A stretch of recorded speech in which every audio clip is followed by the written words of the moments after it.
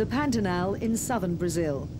Spread over 150,000 square kilometers, it's an extraordinary natural area, home to some of the world's rarest flora and fauna.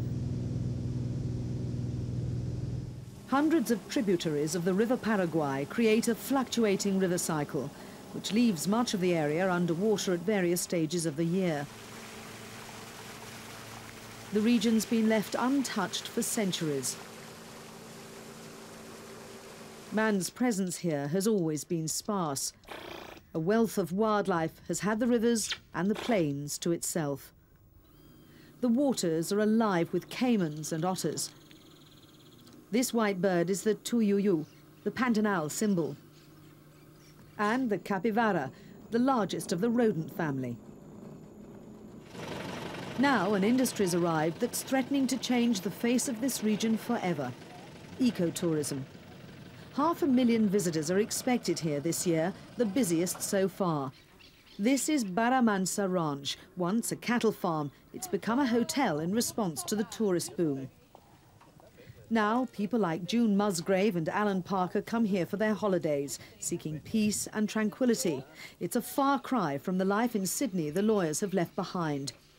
I'd certainly recommend it, and particularly if you're interested in bird life in particular, I think. And we might even try some fishing when we get some time as well, which looks great. But just being on the river itself, just physically, is very beautiful. Seeing an otter is quite fun, so there's a lot to see. Visitors like Alan and June are part of a growing tide of tourists flooding to this part of Brazil.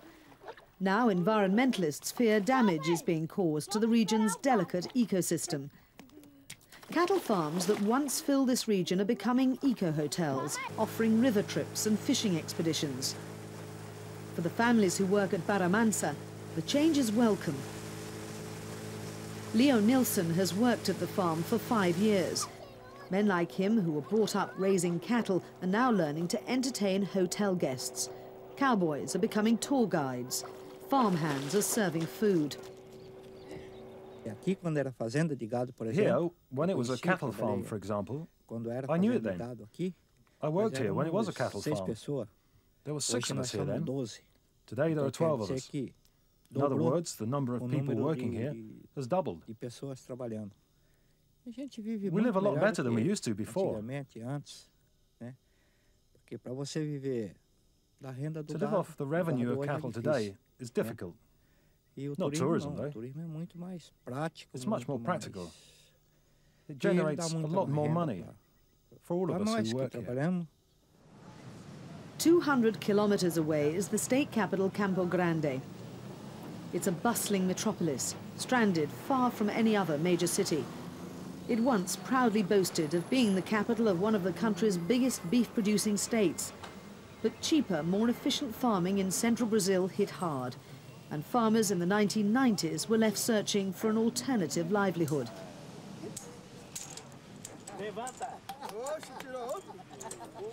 The city houses a government which is coming under increasing pressure from environmental campaigners to address the problems the growth in tourism has caused.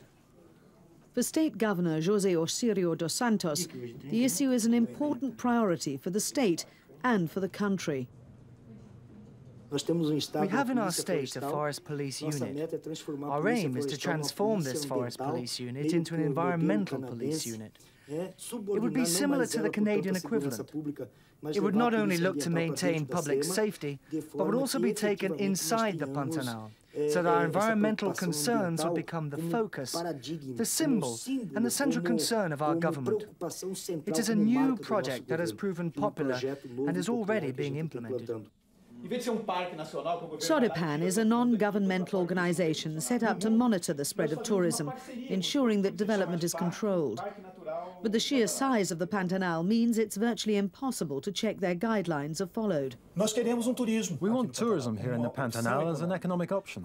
As I've already said, it has its function here. However, we want this tourism to develop in such a manner that it brings benefits to the local community. We want it to help man in this region. We don't want it to become a factor in the expulsion of man as a result of this new activity that's arrived in the area. It's interesting and important that the plans of both the state and national governments don't forget to take into account the man from Pantanal and his culture. The culture and the people from the Pantanal have to be the main building blocks for the tourism which is going to continue developing here. For many visitors, the attraction of the area is its fishing. Over 3,000 tons of fish are taken from these rivers every year. Psychoanalyst Fabio Herman from Sao Paulo is a regular visitor. Well, the beauty is the freedom to fish, walk, photograph, ride horses.